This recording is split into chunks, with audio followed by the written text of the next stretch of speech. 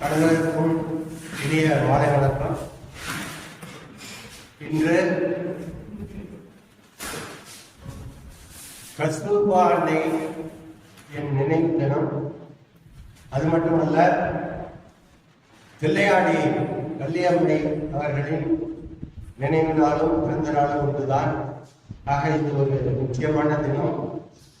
இந்த நன்னாளிலே கஸ்தூர்பா அன்னையின் வாழ்க்கை சார்ந்த ஒரு அருமையான நூலானது இன்று மக்கள் சிந்தனை பேரவை வாசகர் வட்டத்தின் சார்பாக சிறப்பாக அறிமுகம் செய்யப்பட இருக்கின்றது. இந்த நிகழ்விற்கு வருகை தந்திருக்கக்கூடிய அனைத்து இலக்கிய அமைப்புகள், ஆர்வலர்கள், சான்றோர்கள் அனைவரையும் மக்கள் சிந்தனை பேரவை வாசகர் சார்பாக இருகரம் கூட்டி வரவேற்பதில் மகிழ்ச்சியடைகின்றேன். இந்த கஸ்தூர்பா ஒரு நினைவுக்கு என்ற நூல் முதலில் ஆங்கிலத்தில் சுசீலா நையார் என்ற ஒரு மருத்துவ பெண்மணியால் எழுதப்பட்டிருக்கிறது. அவர் சுசீலா நையார் என்பவர் காந்தியின் குடும்பத்தோடு மிக நெருக்கமாக பழகியவர், ஒரு மருத்துவராக இருந்தவர், காந்திஜியின் தனிப்பட்ட மருத்துவ ஆலோசகராகவும் இருந்த பெருமைக்குரியவர். அது மட்டுமல்லாது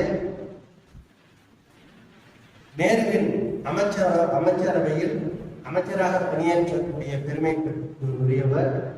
அப்படிப்பட்ட அந்த அரிய பெண்மணி மருத்துவரால் எழுதப்பட்ட அந்த கஸ்தூர்பா ஒரு நினைவு தொகுப்பு என்ற நூலின் தமிழாக்கத்தை நமக்கெல்லாம் நன்கு தெரிந்த பாவண்ணன் என்ற எழுத்தாளர் மிகச் சிறப்பான முறையிலே தமிழாக்கம் செய்திருக்கிறார்.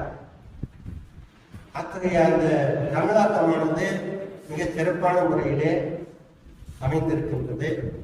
இதனை நமக்கு அறிமுகம் செய்வதற்காக நமக்கெல்லாம் நன்கு தெரிந்த சிங்கப்பூர் பேராசிரியர் என்று நம்மால் கூட அழைக்கின்ற பேராசிரியர் கவிஞர் திருநாவுக்கரசர் இங்கே நமக்கு அந்த நூலினை சிறப்பான முறையிலே அறிமுகம் செய்ய வருகை தந்திருக்கிறார்.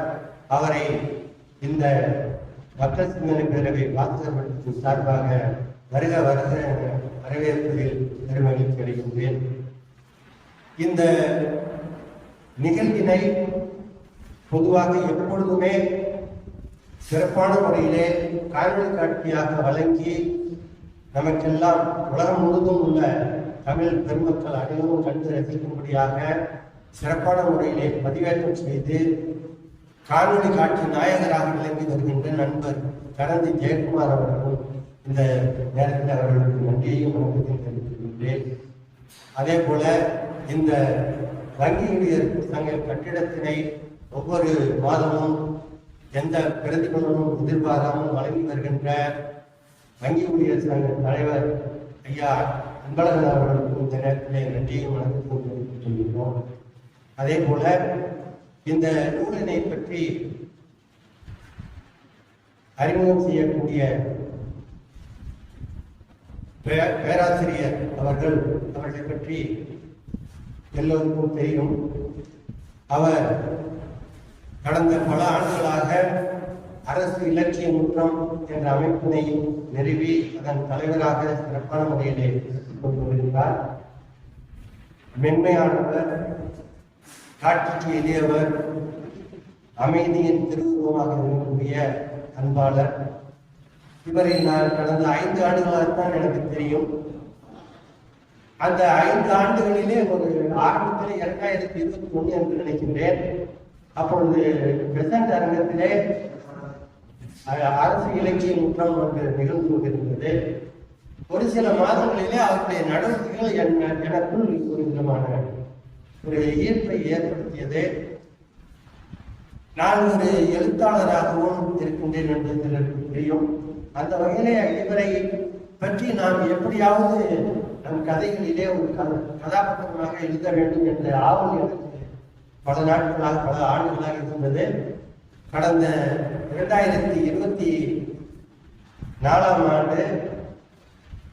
நான் எழுதிய அந்த கதைகளிலே ஒரு கதாபாத்திரமாக ஐயா திருநாவுக்கரசு அவர்களை கதாபாத்திரமாக அதில் எழுதி அமைந்திருக்கின்றேன். அந்த அளவுக்கு ஒரு ஈர்ப்பை ஏற்படுத்தக்கூடிய ஒரு நல்ல மனிதன் என்று சொன்னால் மிகையானது. அப்படிப்பட்ட அவருடைய அறிமுக உரையை நாம் அவரோடு கேட்டு கற்றுக்கொண்டிருக்கிறோம். இங்கே வருகை கொடுத்திருக்கக்கூடிய அத்துணை நல் உள்ளங்கள், ஆண்பவர்கள், சான்றோர்கள், அன்பர்கள், நண்பர்கள் அனைவரையும் இருகரம் தூக்கி மக்கள் சிந்தனை பேரவை சார்பாக வருக வருக என வரவேற்று வாய்ப்புக்கு நன்றி தெரிவித்து விடைபெறுகிறேன். நன்றி.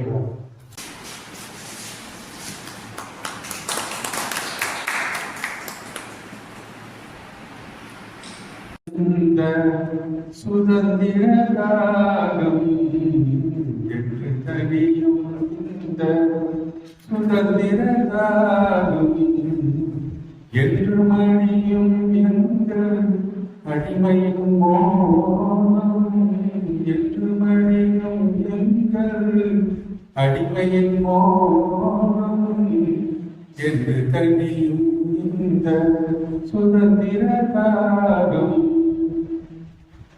என்றனை கை விலங்குகள் போலும் என்று எமதிங்கள் என்று பொய்யாகும் என்று தனியும் எங்கள் சுதந்திர தாகம்.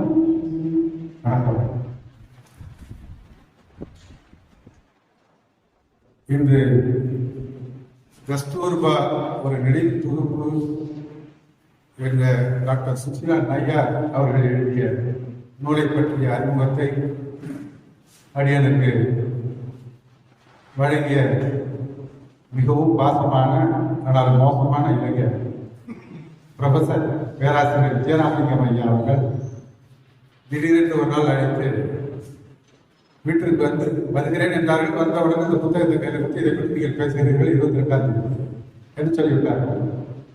மகிழ்ச்சி.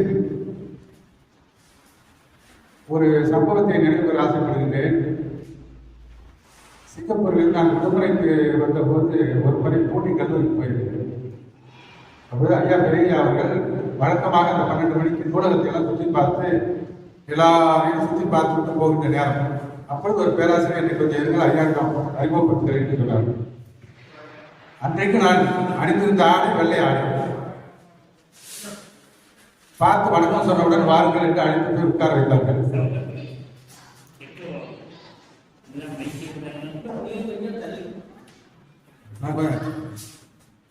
அழைத்து போய் உட்கார வைத்தார்கள். வணக்கம் சொன்னேன். நீங்கள் யார் எங்கிருந்து வருகிறீர்கள் என்று நான் என்னுடைய விவரத்தை சொன்னேன். அப்ப அவங்க ஒரு வார்த்தை சொன்னார்கள். நான் வந்திருந்தேன் சிங்கப்பூருக்கு, அம்மாவோட வந்திருந்தேன். நான் பார்த்த முதல் நிமிடத்தில் நடந்த உரையாடலை சொல்லியிருந்தேன். அம்மாவுடன் வந்திருந்தேன். மாணவர்கள் நிறைய இருப்பதனால் அவர்கள் பல இடங்களிலும் அழைப்பார்கள் என்று நான் யாருக்கும் சொல்லாமல் இருந்து வந்துவிட்டேன். கிருஷ்ண பஜனை பற்றி நான் ஒரு ஒளிநாடாவில் பேசியிருக்கிறேன். உங்களுக்கு வாய்ப்பு இருந்தால் அதை கேட்டுவிட்டு உங்கள் கருத்தை எனக்கு சொல்லுங்கள் என்று சொல்லிவிட்டு பேராசிரியர் சொல்லி ஆசிரியர் அவர்களை உணவருந்தி அனுப்பி வையுங்கள் என்று சொன்னார்கள். அந்த காந்திய வாழ்க்கையில் மிக உன்னதமான நிலையை அடைந்த பெருமகன். அந்த பெருமகனிடத்திலே வளர்ந்த ஒரு அற்புதமான பேராசிரியர். நான் பேச போன்றது சேவா கிராமத்தை பற்றி இருந்தாலும் பூண்டி என்ற ஒரு சேவா கிராமத்தில் இருந்து வளர்ந்து வந்த பேராசிரியர் கொடுத்த புத்தகத்தை நாம் மறுக்க முடியாது என்று வாங்கி அதனை வாசித்த போது அதனுடைய அனுபவங்கள் மிகவும் பரந்த ஒரு பெரிய சமூக வரலாற்றை பற்றிய சுருக்கமான வடிவமாக அது என் கண்ணிலே பட்டது. காரணம், ஒரு டாக்டர் சுசிலா நய்யார் என்பவர் ஒரு பஞ்சாபிலே ஒரு குடும்பத்திலே பிறந்து அவருடைய அண்ணன் பியாரிலால் என்று ஒரு அண்ணன் இருந்தார், சகோதரர். அவர் அப்போது கல்லூரியில படித்துக் கொண்டிருந்த நேரம். அப்பதான் ஒத்துழையாமை இயக்கம் தீவிரமாக எங்கு பார்த்தாலும் நடந்து கொண்டிருந்த நேரம். இவன் மாணவ பருவத்திலே காந்தியடிகள் மீது அந்த ஈர்ப்பு ஏற்பட்டு அவரோடு போய் அந்த போராட்டத்திலே கலந்து கொள்ள போய்விட்டார். இது அவருடைய தாயாருக்கு, அதாவது டாக்டர் சுசிலா நய்யார் அவர்களுடைய தாயாருக்கு ஒரு வருத்தத்தை கொடுத்தது. காரணம், எப்போதும் எல்லா குடும்பங்களும் இருக்கக்கூடிய ஒரு பிரியம் என்னவென்றால் நம்ம வீட்டு பிள்ளை படித்து ஒரு குடிமை பயிற்சியில் ஒரு உயர்ந்த பதவிக்கு போக வேண்டும், குடிமை பணிக்கு போக வேண்டும், ஒரு கலெக்டராக வேண்டும் என்ற விருப்பம் தானே அவர்களுக்கு இருக்கும். அவ்வாறே அந்த தாய்க்கு பிள்ளையை பற்றி ஒரு கனவு இருந்தது. இவர் போய்விட்டார். அவரை போய் பார்க்கலாம் என்று தன் மகளை, 6 வயது சிறுமி, இந்த நூலை எழுதிய டாக்டர் சுசிலா நய்யார் 6 வயது சிறுமி அழைத்து கொண்டு போகிறார்கள். போய் அங்கு பார்க்கும்போது காந்தியடிகள் இருக்கிறார்கள், கஸ்தூரிபா அம்மா இருக்கிறார்கள். பார்த்து வணக்கம் சொல்லி, கஸ்தூரிபா அம்மா ஒரு தாயை கூட சிறுமியை பக்கத்தில் அழைத்து உட்கார வைத்துக் கொண்டார்கள். இந்த அம்மா காந்தியடிகளத்தில் பேசுகிறார்கள். நாங்கள் பெரிய கனவோடு இந்த பிள்ளையை வளர்த்தோம், உங்களிடத்தில் வைத்திருக்கிறோம், திருப்பி அனுப்பிவிடுங்கள் என்று. அந்த சூழ்நிலை, அங்கு இருக்கக்கூடிய சபர்மதியில் இருக்கக்கூடிய அந்த சூழ்நிலையை எப்படி அவதானித்துட்டே வந்தாங்க தாய்க்காரவங்க. அங்க இருக்கக்கூடிய ஒழுக்கம், கட்டுப்பாடு, தியாகம், அவர்களிடத்தில் இருக்கக்கூடிய பணிவான பேச்சுகள், பழக்க வழக்கங்களை உற்று பார்த்துவிட்டு அவர்களுக்கே ஒரு சிறு மாற்றம் என்ன சொல்றாங்க, சரி ஒரு 5 வருடம் வைத்திருந்து திருப்பி அனுப்பிவிடுங்கள் என்று காந்தியடிகளிடத்தில் சொல்லுகிறார்கள். சொன்னது அவர்கள். பின்னால் அவர்களே அந்த போராட்டத்தில் கலந்து கொண்டு பல நேரங்களிலே மகளோடு சேர்ந்து அந்த பெரும் பணியில் ஈடுபட்டார்கள் என்பது இந்த தொடக்க வரலாறு. சுசிலா அவர்கள் அந்த 6 வயதிலே போன போது, அம்மாவோட போயிருந்த போது காந்தியடிகளை சந்திக்கும் போது ஒரு சம்பவம் என்னவென்றால், அவர்கள் அணிந்திருந்த ஆடையை பார்த்துட்டு காந்தியடிகள் கேட்டார், இது என்ன அந்நிய நாட்டு துணி போல் இருக்கிறது. ஏனென்றால் உங்களுக்கு தெரியும், இந்த போராட்டத்தினுடைய மிக முக்கியமான அணிகள் என்பதே கதர் ஆடை தான். நம்முடைய கையால் நம்ம தயாரித்த ஆடை என்பது அந்நிய துணிகளை பகிஷ்கரிக்க வேண்டும் என்ற அந்த போராட்டத்தின் விளைவில் இருந்த போது இந்த வார்த்தையை ஒரு சின்ன சிறுமி அவங்க அணிந்திருக்கிற ஆடை, அந்த அம்மா அணிந்திருக்கிற ஆடையை பார்த்து கேட்கிறார்கள். அப்போ ஒரு வார்த்தை சொல்றாங்க, ஏமா இந்த ஆடை அணிந்திருக்கிறீர்கள், உலக பற்று மிக மோசமானது. இந்த வார்த்தை போட்டிருக்காங்க, உலக பற்று மிக மோசமானது. எல்லாவற்றையும் அதுக்கு என்ன விரிவுரை எழுதினாங்க, என்ன சொன்னாங்க, உலகத்துல எல்லாவற்றையும் அனுபவித்து விட்டு வாழலாம் என்றால் குறிக்கோள் என்ற ஒரு வாழ்க்கைக்கு இடமில்லாமல் போய்விடுவது மறைமுகமாக அப்படி சொல்வதாக எழுதியிருக்கிறார்கள். இதுக்கு நினைவு குறிப்பெல்லாம் யார் எழுதுறதுன்னா இவங்க தான் எழுதுறாங்க. பெரிய பிள்ளையாகி இவங்க எழுதுறாங்க. சின்ன பிள்ளைகள் நடந்தது பெரியவராகி எழுத்து வடிவத்துக்கு வரும்போது இந்த நினைவு குறிப்புகள் வருது. சொன்ன பிறகு விடைபெற்று வந்து விடுகிறார்கள். மீண்டும் 15 வயதிலே பள்ளி பருவத்திலே கோடை விடுமுறையிலே அதே டாக்டர் சுசிலா நய்யார் அவர்கள் அதே சபர்மதி ஆசிரமத்துக்கு போகிறார்கள். கஸ்தூர்பா பார்ப்பதற்காக போகிறார்கள். 15 வயதிலே ஒரு முறை அங்கு போகும்போது, அப்பொழுது கஸ்தூர்பா அவர்களோடு சுசிலா அம்மா அவர்களுக்கு ஒரு நெருக்கமான உறவு ஏற்படுகிறது. ஆனால் அவர் அப்போது போன போது வீட்டிலே தனியாக புத்தகம் படித்து தேர்வுக்காக தயார் செய்து வேறு எந்த விதமான பழக்க வழக்கம் இல்லாமல் ஒரு வீட்டு பிள்ளையாக இருந்துவிட்டு அங்கு போகும்போது அந்த அனுபவம் மிகவும் புதிதாக இருக்கிறது. அவர் போகும்போதே நல்ல இரவு நேரம், அதாவது நாகூர்ல இருந்து டெல்லி போய் டெல்லியிலேருந்து குஜராத் வந்து அங்கிருந்து சபர்மதிக்கு போகும்போது இரவு நேரம் ரெட்டை குதிரை வண்டியில தான் போய் சேர்றாங்க. போகும்போது தேவையான பொருட்கள் எல்லாத்தையும் எடுத்து தான் போறாங்க. போய் அங்க போய் உள்ளார இறங்கின உடனே கஸ்தூர்பா அம்மா பிள்ளைய கூட கூப்பிட்டு பக்கத்துல வச்சுக்கிறாங்க. வாங்கம்மா என் கூட இருங்கன்னு சொல்லி. அவங்களுக்கு ஒரே ஒரு அங்க இருந்த ஒரு அனுசரணை என்பது முதல் அனுபவத்தில் அவங்கதான் ஒரு தாயை போல. வீட்டிலேயே சின்ன பிள்ளையா இருந்த ஒரு பெண் அங்க போய் இருக்கும்போது முற்றிலும் மாறுபட்ட ஒரு சூழ்நிலை. ஆனால் அவள் கனவுல என்ன இருக்கிறது என்றால் ஒரு கடவுள்கள் வாழ்கின்ற ஒரு இடம். இந்த சபர்மதி ஆசிரமம் என்பது கடவுளில் இருக்கக்கூடிய இடம் என்ற அளவுக்கு உயர்வான ஒரு கற்பனையோடு அந்த ஆசிரமத்துக்கு போகிறார்கள். அவ்வாறு போகும்போது முதல் அனுபவம் என்னவென்றால் படுப்பதற்கே முதல்ல எங்க படுக்கிறது என்று தெரியாது. அவர் படுக்க வேண்டிய இடத்தை விட்டு விட்டு வெளியில போய் முற்றத்தில் போய் படுக்கக்கூடிய ஆகிவிட்டார். வீட்டிலிருந்து சபர்மதிக்கு வரும்போது ஒரு பள்ளி மாணவிக்கு ஏற்படக்கூடிய அனுபவம் என்பது ஒட்டுமொத்த சத்தியாகிரக போராட்டத்தினுடைய அடித்தளம் என்பதே இவ்வாறான வாழ்க்கையை மேற்கொள்வதுதான் என்பது அவர்கள் சுட்டிக்காட்டுவார்கள். சத்தியாகிரகத்துக்கு தன்னை அர்ப்பணித்து விட்டார்கள் என்றால் டாக்டருடைய முதல் அனுபவம் என்ன, வீட்டை விட்டு வந்து உள்ளே நுழையும் போது சபர்மதி ஆசிரமத்தில் படுப்பதற்கு இடம், பொருள்களை வைப்பதற்கு இடம், அங்கு ஒரு ஒழுங்கு இருந்தது சபர்மதியில. எனக்கு ஒரு வாய்ப்பு இருந்தது, போய் பார்த்திருக்கிறேன். ஆனா அப்ப இந்த நூலை படிச்சுட்டு போய் தான் இன்னும் கொஞ்சம் நல்லா இருந்தது. அப்பொழுது நான் பார்த்தபோது வெறும் இடமாக அவர் வாழ்ந்த இடமாக பார்த்தேனே தவிர இதை படிக்கும்போது மீண்டும் ஒரு முறை என் கனவிலே அந்த காட்சிகள் எல்லாம் வருது. அங்க எப்படி உட்கார்ந்துருந்தாங்க, எப்படி சமைக்கிற இடம் எப்படி இருந்தது என்றெல்லாம் நினைவுக்கு வருகிறது. பிறகு அங்க வந்து கஸ்தூரிபா அவர்கள் தான் உதவி செய்கிறார்கள். ஏன் அங்க படுக்காத மாதிரி என் பக்கத்துலேயே வந்து படுத்துக்க என்று கூப்பிடுகிறார். கூட வந்து படுத்துக்கொள் என்று இந்த அனுசரணை. கொஞ்ச நாள் கழித்து பொருட்களை அடுக்கி வைப்பது, சமையலில் கொஞ்சம் உதவி செய்வது. சமையல் இவர்கள் ஒன்றுமே தெரியாது. அங்க உள்ள எந்த ஒரு வேலையும் புதிதாக இருப்பதனால் ஒன்று மொழி அதை விட பெரிய பிரச்சனை.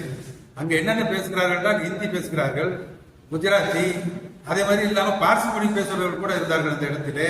ஏன்னா இவர்களுக்கு படிக்கக்கூடிய இந்த பிள்ளை எப்படி போய் எந்த மொழியில் பேசுவது என்று தெரியாது. பேசுகிற இடத்தெல்லாம் அந்த பிரச்சனை வந்து கூச்சம் அதிகமாக வரும். இது என் பர்சனலா என்னுடைய சொந்த அனுபவத்தில் நிறைய சிங்கப்பூர் போன போதுல இந்த பிரச்சனை எனக்கு நிறைய இருந்தது. நாம பேசுற தமிழே அவங்களுக்கு வித்தியாசமா இருக்கும். ஊர்ல இருந்து வந்தீங்களான்னு கேட்பாங்க. மொழி ஒரு இடத்திலிருந்து இன்னொரு இடத்துக்கு போகும்போது அதே மொழியை பேசுபவர்கள் இருந்தால் கூட வேறாக தெரியும். எனவே இந்த பெண் போய் அந்த மொழியினால் ரொம்பவும் அங்கே அரும்பாடுபடுகிறார்கள். அதை தாண்டி வருவதற்குள் போதும் என்று ஆகிவிடும். இந்த மாதிரி 2-3 விடுமுறைக்கு அவர்கள் சென்று வருகிறார்கள். அடுத்தபடியாக வரும்போது 23 வயது. மொத்தம் அவர்கள் வந்து 4-5 முறைகள் அந்த ஆசிரமத்தை நோக்கிய பயணத்தில் இருக்கிறார்கள். ஒரு முறை 2 முறை சபர்மதி.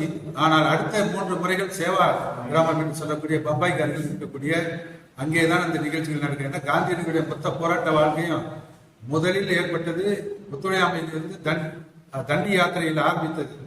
அந்த தண்டி யாத்திரையில் ஆரம்பித்த போது அவர் என்ன, நான் இந்த போராட்டத்தில் ஈடுபடுகின்றேன். அவர் புறப்படும் போது கிட்டத்தட்ட 60,000 தொண்டர்களோடு தண்டியை நோக்கி புறப்படுகிறார். 60,000 பேரோட திருப்பி வரும்போது சொல்லுகிறார், நான் வெற்றி பெற்றால் சுதந்திரம் அடைந்தால் மட்டும்தான் சபர்மதி ஆசிரமத்துக்கு வருவேன், இல்லாவிட்டால் வேறு ஒரு இடத்துல தனியாக இருப்பேன். போகவே இல்லை திரும்பி. எனவே 36 பார்த்தீங்கன்னா அவங்க இந்த போராட்டத்துக்கு பிறகு நேராக ஆகாகான் அங்க வந்து விடுகிறார்கள். சேவா ஆசிரமத்துக்கு வந்து விடுகிறார்கள். சேவா ஆசிரமத்துக்கு வரும்போது, சேவா கிராமத்திற்கு வரும்போது அங்க இருக்க சூழ்நிலை வேறு. இப்ப இந்த முதல் போராட்டம் என்பது அவர்களுக்கு எங்கிருந்து ஆரம்பிக்கிறது என்றால், தண்டி யாத்திரைக்கு பிறகு அவர்கள் மீண்டும் 2-3 சம்பவங்களை குறிப்பிடுகின்றார்கள். ஒன்று இந்த ராஜ்காட் சத்தியாகிரகம் என்று ஒன்று. சத்தியாகிரகம் தான் அவங்க தென்னாப்பிரிக்காவிலேயே நடத்திய முதல் பாடம் அவங்க காந்தியடிகள். அங்க ராஜ்காட்ல என்ன பிரச்சனை என்றால், இந்த தாகூர் என்பவர் என்ன பண்றாருன்னா, மக்களுடைய உரிமைகளை பிடிக்க வைத்துக் கொண்டு மீண்டும் அவர்களுக்கு அந்த உரிமையை கொடுக்காமல் இருப்பதனால் சர்தார் பட்டேல் அவர்கள் அவர் கடிதம் எழுதி காந்தியடிகளை வந்து நீங்க இந்த போராட்டத்தை நடத்துகள் என்று சொல்கிறார். எனவே அதற்காக போகிறார். இங்கிருந்து காந்தியடிகள் இங்கே போகிறார்கள். அப்பொழுது அந்த இடத்திலே இவர்களும் போய் டாக்டர் சுசிலா நய்யார் அவர்கள் போகக்கூடிய வாய்ப்பு அங்கே ஏற்படுகிறது. அந்த போராட்டத்தில் கஸ்தூரிபா அவர்களும் போய் கலந்து கொள்கிறார்கள். அந்த போராட்டத்தில் அவர் கலந்து கொள்ளும்போது என்ன நடக்கிறது என்றால், கஸ்தூரிபா அம்மா சிறை அவர் அந்த கலந்து கொள்வதற்கு முன்பே அவர் கைது செய்து கொண்டு போய் விடுகிறார்கள். கைது பண்ணி எங்க கொண்டு போறாங்கன்னு சொன்னா ஒரு கிராமத்துக்கு கொண்டு போறாங்க.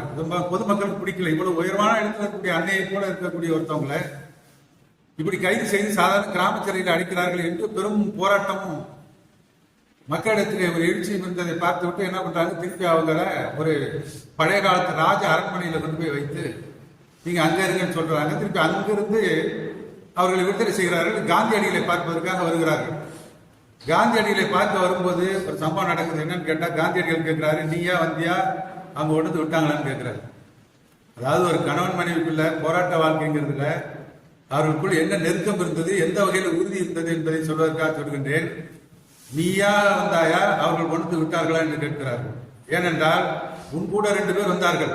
அந்த 2 பேர் அங்க சிறையில் இருக்கிறார்கள். அவர்கள் இருக்கும்போது அவர்களை விட்டு நீ மட்டும் வந்தால் என்ன? இப்பொழுது ஒரு பெரிய சம்பவம் குறிப்பிட வேண்டிய அவசியமாக. அவர்களை விட்டு நீ மட்டும் வந்து விட்டாயே, நீ திருப்பி போயிருக்கிறார்கள். அவரை அழைத்து கொண்டு வந்து விட்ட வாகனம் அவரை விட்டுட்டு போயிட்டு காந்தியடிகள்கிட்ட விட்டுட்டு போயிட்டு கஸ்தூரிபா நிக்கிறாங்க. இவர் என்ன கண்டிக்கிறாரு, நீ உடனே திரும்பி போ, அந்த சிறைக்கு அங்க எங்க இருக்கிறாங்களோ அதே இடத்துக்கு நீ திரும்பி போயிருக்கிறாரு. எப்படி போக முடியும்? வாகனம் இல்லையே. இந்த பக்கத்தில் சொல்கிறார், ஏதாவது ஒரு தனியார் வாகனத்தை எடுத்துக்கொண்டு போங்க. சிறை அதிகாரிகள் அங்கே கதவை மூடி விடுவார்கள். 10 மணிக்கு மேல் விடமாட்டார்களா? அப்படி என்றால் அங்கே இருந்து சத்தியாகிரகம் செய்யும். மனைவிக்கு அவர்கள் கொடுத்த எவ்வளவு பெரிய சோதனை பாருங்க. அங்கே இரவு முடுக்கும் என்று சொல்லிவிட்டு இவர் திருப்பும் கடிதம் எழுதுறார் காந்தியடிகள். என்ன அந்த வரலாறை படிக்கும்போது என்றால், ஒரு சம்பவத்தையும் இன்னொரு சம்பவத்தையும் அவர்கள் வர்ணிக்கும் போது அந்த கால இடைவெளி மிக அதிகமாக இருக்கிறது.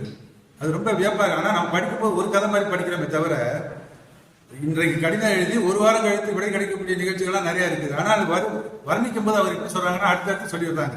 ஏன்னா புரிந்து கொள்ளும்போது கொஞ்சம் தடுமாற்றம் வருகிறது. இருந்தாலும் ஒரு நல்ல இலக்கியத்தை போல அதை படித்து முடித்து விடலாம் என்பது என்னுடைய கருத்து. இது முதலாவதாக அவர்கள் இறங்கிய அந்த போராட்ட கள விவரம். அடுத்து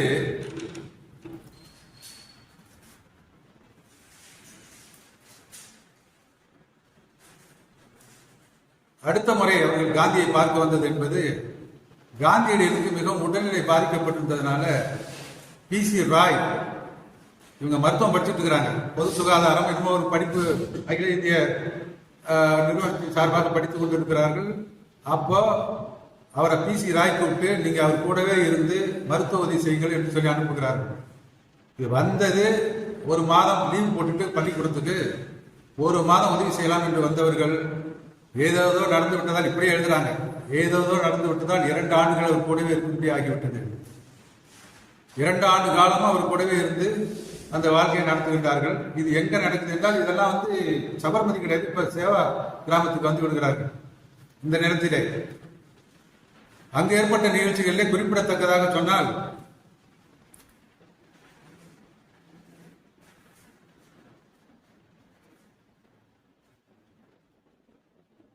அங்கிருந்துதான் ரொம்ப கவனிக்க வேண்டிய ஒரு நபர், இந்த வரலாற்றில் இடம்பெறக்கூடியவர் மகாதேவ் தேசாய் என்ற ஒரு நேர்முக உதவியாளர் காந்தியடிகள்.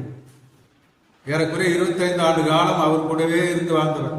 அவருடைய வரலாற்றை தொகுத்தவர், பல மொழி தெரிந்தவர், பல அரசு நுணுக்கங்களை கண்டுபிடித்தவர், காந்தியடிகள் கூடவே இருந்தவர். அவருடைய தொடர்பு அப்பொழுது ஏற்படுகிறது. இந்த சம்பவத்திலே இவர் போய் அங்க 2வது முறையாக அந்த போகும்பொழுது அங்க மகாதேவ் தேசாய் அவருக்கு பக்கத்தில் இருந்து வைஸ்ராய்க்கு எழுதக்கூடிய கடிதங்கள் எல்லாம் எடுத்து தொகுத்து எழுதி கொடுத்து கொண்டிருக்கக்கூடிய ஒரு வாய்ப்பு அவருக்கு கிடைக்கிறது. இவர் கஸ்தூரிபா கூட இவர்கள் இருந்து கொண்டிருப்பார்கள். சுந்தரானையார் அவர் கூட இருந்து அவருடைய பணிகளை செய்து கொண்டிருப்பார்கள். அவருக்கு வேண்டிய பொருட்களை அடுக்குவதிலிருந்து சமையல் கலையிலிருந்து எல்லாம் கஸ்தூரிபா கூட அழைத்து கொண்டு இதை செய்ய அதை செய்ய என்று சொல்வார்கள். அப்புறம் அவர் கூட இருந்து கொஞ்ச நேரம் கிருஷ்ண பஜனை பாட சொல்வார்கள், கொஞ்ச நேரம் கீதையை படிக்க சொல்வார்கள், கொஞ்ச நேரம் ஏதாவது கதைகளை சொல்வார்கள். காந்தியடிகளுக்கு வேண்டியதை இதை எடுத்து கொடுப்பார்கள். இப்படித்தான் இந்த வாழ்க்கை போய் கொண்டிருக்கிறது. ஒரு முறை காந்தியடிகளோடு பேசிக் கொண்டிருக்கும் போது இவருக்கு சுசிலா நய்யார் அவர்கள் நேரடியாக உரையாடல் என்பது அவர்களிடத்தில் கிடையாது. அவர்களிடத்தில் அவர்கள் பேசுவது உண்டு, உரையாடுவது உண்டு, அது பக்கத்திலிருந்து கேட்பது உண்டு. இந்த சம்பவங்களை எல்லாம் தொகுத்து பின்னாலே ஒரு நிகழ்ச்சியாக சொல்ல விரும்புகின்றேன். ஒரு முறை கனு என்ற ஒரு ராம்தாஸுடைய மகன் அங்கே இருக்கிறான். அவனை விட்டு கஸ்தூரிபா அவர்கள் பேரனை விட்டு போய்விடுகிறார் காந்தியடிகளை பார்த்து சொல்லி. காந்தியடிகள் பார்த்துக் கொள்கிறார். ரொம்ப வேடிக்கையான ஒரு சம்பவம். அவன் என்ன செய்யறான், அந்த பாட்டி எங்கன்னு கேட்கிறான், மோதிபாய் எங்கன்னு கேட்கிறான். இவர் சமாதானப்படுத்த முடியாத ஒரு பெரிய அரசியல் இயக்கத்தினுடைய தலைவர் ஒரு சிறுவனை, இதெல்லாம் ஒரு பெரியவர்கள் வாழ்க்கையில் இருக்கக்கூடிய சுவையான சம்பவங்கள். இவர் சொல்றாரு, பாட்டி வந்துடுவாங்க, நீ கவலைப்படாத, கொஞ்சம் அடம் பண்ணாம வீட்டுல இரு அப்படிங்கிறாங்க. அதெல்லாம் முடியவே முடியாதுன்னு இவரால் ஒண்ணுமே பண்ண முடியல. காந்தியடிகளால் இவ்வளவு பெரிய மக்கள் இயக்கத்தை நடத்தக்கூடியவர் ஒரு சிறுவன், அவன் கேட்கின்ற அந்த தேவையை நிவர்த்தி பண்ண முடியல. சொல்றாரு, வந்துருவாங்க பாட்டி, கவலைப்படாது அப்படின்னு. அப்புறம் ஒரு யோசனை பண்ணாரு, ஒரு மேஜிக் சொல்றாரு. ஒன்னும் இல்லை, ஜெபமாலை போட்டிருக்கல, உட்கார்ந்துக்க, கண்ணை மூடிக்க, ஜெபமாலையை உருட்டிக்கிட்டே இரு, அவங்கள பேரை சொல்லிக்கிட்டே இரு, சொல்லி கடவுள் பேரை சொல்லிக்கிட்டே இருந்தாக்க அவங்க கண்ணு முன்னாடி நிற்பாங்கன்னு சொல்றாங்க. அவர் உருட்டி பார்த்து கடைசியில் அந்த பையன் முடிச்சுன்னு சொல்றான், எங்க வரவே இல்லை, நீங்க என்ன ஏமாத்திட்டீங்க காந்தியடிகள். இந்த சம்பவம். ஆனால் கடைசியாக அவர்கள் இவங்க வேற ஒரு இந்த பேரனை கொண்டு வேற ஒரு இடத்தில் கொண்டு விட்டு விடும்படியாக சொல்லுகின்றார்கள். இது ஒரு சம்பவம் அந்த வாழ்க்கையில் நடந்தது. அதற்கு அடுத்தபடியாக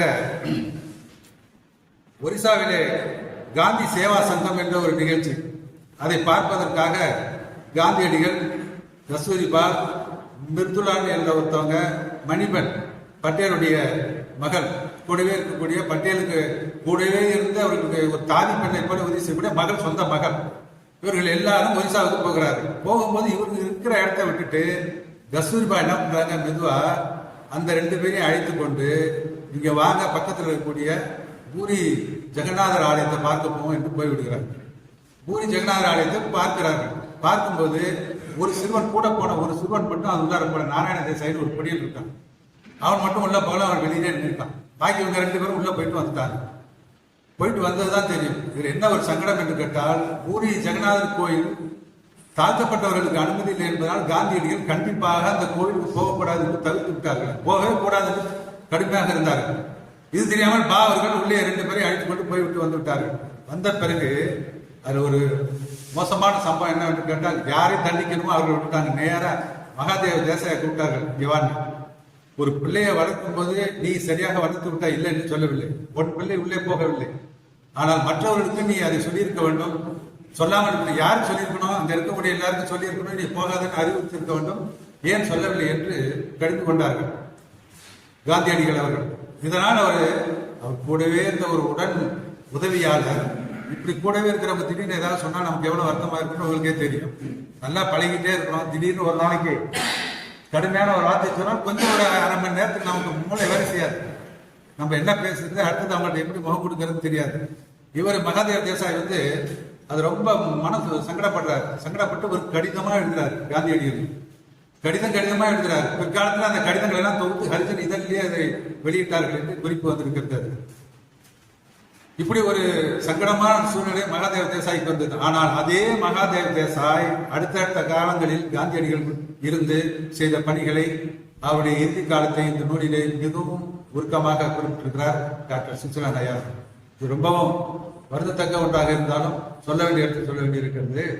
அதாவது இந்த ஆகாகான் என்ற மாளிகை ஒரு பெரிய ஒரு இத்தாலி முறைப்படி அமைக்கப்பட்ட ஒரு மிகப்பெரிய கட்டடம். அதைதான் சரியாக பயன்படுத்தினார்கள் வெள்ளைக்காரர்கள் இவர்களை அடித்து வைப்பது.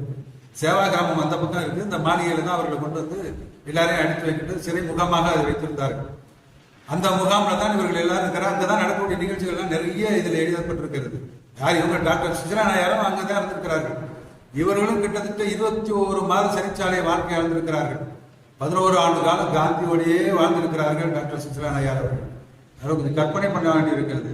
அதாவது இளமை காலம், அது ஒரு பெண்ணுடைய இளமை காலம், பருவகாலம் என்பது அதை தாண்டி வரும்போது கல்வியை தாண்டி ஒரு நாட்டிற்காக ஒரு தேசத்தினுடைய நலனுக்காக சத்தியாகிரகத்தை, வேற தேச நலனுக்காக எந்த வகையான போராட்டத்தையும் ஒருத்தர்கள் மேற்கொண்டார்கள்.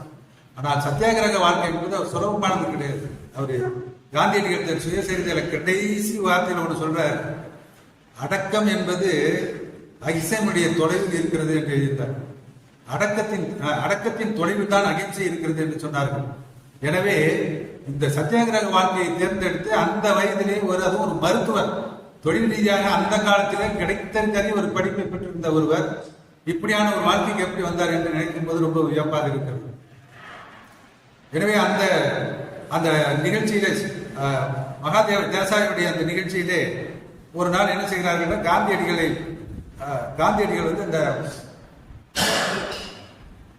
வெள்ளையனே வெளியேறு இயக்கத்தை பம்பாய் மாநாட்டிலே காங்கிரஸ் மாநாட்டின் தீர்மானமாக கொண்டு முதல் நாள் இரவு பேசி முடிக்கிறார்கள். அதாவது தீர்மானத்தில் ஒவ்வொன்றாக சொல்லிக் கொண்டு வருகிறார்கள். மறுநாள் காலையில உங்களுக்கு தெரியும், அரசாங்கத்தை எடுத்து இவ்வளவு மோசமான, அதுவும் வெள்ளையனே வெளியேறு என்பது உனக்கு அந்த நாட்டுக்கும் சம்பந்தமே கிடையாது, எதுக்கு இங்கே இருக்கிறாய் என்று சொல்லக்கூடிய வாசகம் என்பது அவனுடைய இருமாப்புக்கு அவனுக்கு இருக்கக்கூடிய அந்த ஒரு தலைக்கணத்திற்கு, இது அவனுடைய ஆட்சி அதிகாரத்திற்கு, உலகத்தையெல்லாம் ஆண்டு கொண்டு இருக்கக்கூடிய நமக்கு இருக்கக்கூடிய அந்த இருமாப்பிலே அவனுக்கு அது ஒரு பெரிய சோதனையாக இருக்கும். ஆனால் அதில் வேற ஒன்றுமே சொல்லவில்லை, நீங்க இருக்காதே புறப்பட்டு போ, அவ்வளவுதானே. இருக்காதே புறப்பட்டு போ என்ற இந்த வாசகம் பாருங்க, இதனுடைய உட்பொருள் ரொம்ப வேகமாக இருக்கிறது. ஒரு இடத்துல கஸ்தூர்பா கூட சொல்லுகிறார்கள், அவனை ஏன் போன்னு சொல்றீங்க, அவனும் இருந்துட்டு போட்டுமே, நம்ம பாட்டுக்கு நம்மளோட சேர்ந்து இருந்துட்டு போட்டு, எங்க ஒரு மன தளர்வு ஏற்பட்டு அவங்க சொல்றாங்க, போராட்டம் இதுலயே ரொம்ப நேரம் வீணா போயிட்டு இருக்குது, அவங்க ஏன் வெளியில போக சொல்றீங்க, பேசாம நம்மளோட இருந்துட்டு போனா. காந்தியடிகள் சொன்னார், நம்மளோட இருக்கிறதா உண்மைதாம்மா, ஆனா ஆட்சி அதிகாரம் நம்ம கையில இருக்கணும் என்பதுதான் நம்முடைய போராட்டத்தினுடைய நோக்கம் என்று காந்தியடிகள் சொல்லுகின்றார்கள். எனவே அந்த போராட்டம் முடிந்த மறுநாள் தான் அங்கிருந்து மருத்துவர் சித்ராநாயர் அப்பொழுது உயர்கல்வி படித்துக் கொண்டிருக்கிறார்கள், முதுகலை கல்வி படித்துக் கொண்டிருக்கிறார்கள். ஆய்வேட்டை முடித்து விட்டு அங்கே மருத்துவக் கல்லூரியிலே பதிவாளராக பணியாற்றிக் கொண்டிருக்கிறார்கள். உடனே அங்கிருந்து புறப்பட்டு நேராக, அப்பதான் இரண்டாவது கடைசியாக அது வருவது, அந்த 11 ஆண்டு வாழ்க்கையின் தொடக்கமாக 37 வெள்ளையனே வெளியேறு இயக்கம் முதல் நாள் அந்த தீர்மானம் நிறைவேறி மறுநாள் காலையிலே இறங்கி உட்கார்ந்துருக்கிறார்கள். அப்ப அவருக்கு ஒரு தகவல் கிடைக்குது. என்னன்னு கேட்டா, அவர் நண்பர் ஒருத்தர் டெல்லியில இருக்க நண்பர் சொல்றாரு, அநேகமாக காந்தியடிகளை கைது செய்து விடுவார்கள் போல இருக்கிறது என்று. இந்த தகவல் கிடைத்த உடனேயுமே அதை எப்படியாவது இங்க சொல்ல வேண்டும் என்று வந்தார்களா அல்லது அவர் பார்க்க வேண்டும் என்று வந்தார்களா என்று தெரியாது, வந்திருக்கிறார்கள். வந்த நேரத்தில் அங்கே எல்லாரும் காந்தியடிகள் சொல்றாரு, அதெல்லாம் நம்மளை கைதில் செய்யறதுக்கு வாய்ப்பு கிடையாது. காந்தி இப்படி சொல்றாரு, நாம் கைது செய்வதற்கெல்லாம் வாய்ப்பு கிடையாது. ஏனென்றால் இந்த போராட்டத்தை அவர்கள் கோரிக்கையாக தீர்மானமாக கொடுத்திருக்கிறார்கள். இன்னும் எந்த விதமான ஒரு அசம்பாவிதமோ எதுவுமே நடக்கவில்லை என்ற கோணத்திலே நினைக்கிறார்கள். ஆனால் அன்று இரவு அவருக்கு வர வேண்டிய தொலைபேசி இணைப்புகள் எல்லாம் நிறுத்தப்படுகின்றன. அப்படின்னா என்ன அர்த்தம்னா, அரசாங்கம் கவனத்தில் எடுத்துக்கொண்டு வந்து அர்த்தம், கைது கொண்டு வந்து தயாராக இருக்கிறார்கள் என்று அர்த்தம். சொன்ன வரை மறுநாள் காலையில் வந்து காந்தியடிகளை கைது செய்து அழைத்துக் கொண்டு போய்விடுகிறார்கள். கஸ்தூர்பாவுக்கு இது ஒரு பெரிய ஒரு அதிர்ச்சியாகவும் கவலையாகவும் இருந்தது. இவங்க வந்து ஒரு மனைவியாக, கூட இருந்து பணியாற்றக்கூடிய ஒரு தோழியாக, ஒரு தாதியாக காந்தியடிகள் கூட சில நேரம் காந்தியடிகளே சொல்றாரு, எங்களுக்கும் அவங்களுக்கும் நிறைய முரண்பாடுகள் வருவது உண்டு, அது இயற்கையானது, ஆனாலும் நாங்கள் நண்பர்கள் நம்பிக்கிறார்கள். முதலே நூலின் தொடக்கத்திலே அந்த வழி இருந்தது. ஆனாலும் நாங்கள் நண்பர்களாக இருக்கிறோம் அப்படின்னு சொன்னார். தென்னாப்பிரிக்காவில் இருந்தனால வெள்ளைக்காரர்கிட்ட பழகியதுனால அந்த சமூகத்திலையும் இருந்திருக்கிறாங்க, கஸ்தூர்பாவை வாழ்ந்திருக்கிறாங்க.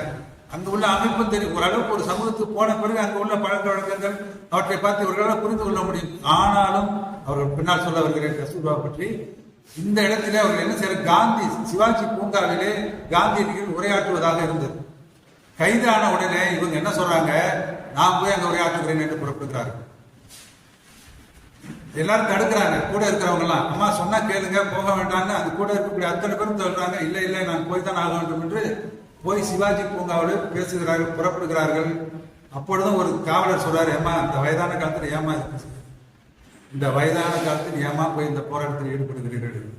அதாவதுங்க 62 ஆண்டு காலம் காந்தியடிகளோட வந்து 13 வயது செலுத்தி 2 பேருக்கும் ஒரே வயது. பாலிய விவாகம்னா நான் கூட நினைச்சேன் இவங்க சின்னவங்களா அவங்க பெரியவங்களா இருப்பாங்கன்னு நினைச்சேன். அது கூட கிடையாது. 2 பேரும் 13 வயது. 13 வயதுல தொடங்கிய வாழ்க்கை 62வது வயதில் நடக்கக்கூடிய சம்பவங்கள் இது. புறப்பட்டு போறாங்க, அங்கிருந்து கைது பண்ணி அழைச்சிட்டு போறாங்க. அழைச்சிட்டு போற கூட டாக்டர் சுசிலாவும் கூடவே போறாங்க. அழைச்சிட்டு போய் நேரம் என்ன இவங்களை எங்க என்ன செய்யறது என்னங்கிறது அவங்களுக்கு ஒன்றும் தெரியல. அப்பதான் ஆதர் சாலைன்னு பம்பாயில ஒரு முக்கியமான இடம், அங்கதான் காவல் நிலையம் இருக்குது. இவர்களை அழைத்து கொண்டு போய் அங்க போய் நிறுத்துறாங்க ஆதர் சாலையில. இங்க பாருங்க ரொம்ப வேடிக்கைய, ஒரு தியாகசீலர்கள், நாட்டிற்காக உழைப்பவர்கள், அவர்களுடைய மேன்மை உயர்வு இதை அறியாத ஒரு சமூகம், ஒரு கூட்டத்திற்கு அவர்களை செய்து கொண்டிருக்கிறார்கள். அதான் வேடிக்கை. ஆதர் சாலை காவல் நிலையத்தில் நிற்கிறாங்க, காவல் அதிகாரி நிற்கிறாங்க, 2 பேர் வந்து நிற்கிறாங்க. கஸ்தூர்பா பாக்குறாங்க, சுத்தில சாதாரணமா போயிட்டு வந்துட்டு இருக்காங்க. ஒரு பெரிய தேசத்தை அறிவு நிற்கிறாங்கன்னோ, போராட்டத்தில் கைது செய்ய வந்திருக்கிறாங்கன்னோ, முதல் நாள் அந்த பெரிய ஒரு தீர்மானத்தின் அடிப்படையில் காந்தியடிகள் கைதுக்கு பிறகு இவர்கள் வந்து நிற்கிறார்கள் என்பதோ அங்கு உள்ளவர்கள் யாருக்குமே தெரியவே தெரியாது. ரொம்ப வருஷம். சரி, அப்புறம் காவல் அதிகாரி வந்தார், கண்காணிப்பாளர் வந்தார், உள்ள அழைச்சு போனார். உள்ளார போய் அவர்களுக்கு வேண்டிய அந்த இடம் எப்படியான இடம் என்று வர்ணிச்சிருக்கிறாங்க. ஒரு மருத்துவராக இந்த இடத்துல அவங்க மருத்துவராக நான் பார்க்கிறேன். அந்த கைதானி அந்த சிறைச்சாலை, காவல் நிலைய சிறைச்சாலையில வைத்திருக்கும் போது அங்க இருக்கக்கூடிய இடம் எப்படி என்று சொல்லுகிறார். அங்க வந்து இந்த கழிவுநீர் சாக்கடைகள்லாம் ஓடி அதிலிருந்து வர துர்நாற்றம், சுத்தம் செய்யப்படாத ஒரு சூழ்நிலை, எங்கு பார்த்தாலும் ஒரு வீச்சாட்டக்கூடிய ஒரு மோசமான சூழ்நிலை. அதாவது அவங்க எப்படி தியாகம் பண்ணியிருக்காங்க இதோட என்ன உதாரணம் இருக்கு. நாட்டுக்காக, தனக்காக அல்ல, நாட்டுக்காக அங்க போய் இருக்கும்போது டாக்டர் சுஷ்மா நாயரும் அவங்க கூடவே இருக்கிறாங்க. இரவு முழுக்கவும் படுத்திருக்கிற இடம் உள்ளார படுத்திருந்தா தாங்க முடியல, வெப்பமா இருக்குன்னு சொல்லிட்டு வெளியில முற்றத்துல போய் படுத்திருக்கிறார்கள். அங்க உள்ள சிறை கண்காணிப்பாளர்கள்லாம் வந்து ஏன் இங்க படுத்துங்க, உள்ள போய் படுத்தமா என்று சொல்லுகிறார்கள். உள்ள போய் படுத்தாக்க அவங்களால இருக்க முடியும் தாங்கக்கூடியவர்கள் தான். கொஞ்சம் காற்றோட்டமா இருக்கணுமே அங்க போய் படுத்திருக்கிறார்கள். திருப்பி காலையில வந்து பார்த்தாக்க வேற இன்னும் புது கைதிகள் இங்க வந்திருக்கிறார்கள். எனவே இவர்கள் வேறு வழி இல்லாமல் வெளியிலேயே படுத்துக் கொள்கிறோம் சொல்கிறார்கள். மறுநாள் காலையில் விடியற்காலை 2 மணிக்கு டாக்டர் சுசிலா முடிச்சு பாக்குறாங்க. முடிச்சு பார்க்கும்போது அம்மா வந்து கழிவறைக்கு போயிட்டு வந்துட்டே இருக்காங்க. போராட்டத்துல தியாகம் என்பது எந்த வகையில் இருக்கும் என்றால் உடல் ரீதியாக பல்வேறு தொழில்களை அனுபவிக்க வேண்டியிருக்கும் சொல்கிறேன். அந்த முதுமை காலத்துல இரவு முழுக்கும் போயிருக்கிறாங்க. இரவு முழுக்கும் வயிற்றுப்போக்கு போயிட்டே இருக்கு. அதனால எப்படி அவங்க டீஹைட்ரேட்டா இருக்கும், எப்படி சூழ்நிலை ஆயிருக்கும், ஒரு மருத்துவரை அவங்களால கொடுத்துக்க முடியுது. அம்மா வாங்கன்னு சொல்லி அவங்களுக்கு வேண்டிய மருந்துகளை கொடுத்துட்டா வச்சு அவங்களுக்கு உணவு கொடுக்கணும்னு சொல்லி கண்காணிப்பாளர் கூப்பிட்டு கேட்டா இதாங்க சிறை வாழ்க்கையுடைய கொடுமைங்கிறது. நாங்க கொடுப்போம், ஆனால் எங்க சிறை மருத்துவர் என்ன சொல்றாரோ அந்த உணவு தான் கொடுக்க முடியும். நாங்கள் எது அறிக்கை, நான் மருத்துவர், அவங்களுக்கு என்ன கொடுக்க வேண்டும் என்று எனக்கு தெரியும், தயவு செய்து கொடுங்கள் அப்படின்னு கேட்கிறாங்க டாக்டர். முடியாது அப்படி என்றால் பணமாவது கொஞ்சம் கொடுங்க, நான் வந்து அந்த பொருளை வாங்கியாவது கொடுக்குறேன் என்றால் அதுவும் முடியாது. பணமும் தரந்து. ஆனா ஒரு டாக்டர் தான் பேசுகிறார் என்பதை அந்த அதிகாரி புரிந்து கொள்கிறார். ஒரு டாக்டர் என்பதை புரிந்து கொண்டு கொஞ்சம் மனம் இறக்கப்படுகிறார், இடத்தை கொஞ்சம் சரி பண்ணி கொடுக்கிறார், அவ்வளவுதான். ஆனால் அதற்கு பிறகு ஒரு தாய் உள்ளம் உள்ளே வருகிறது.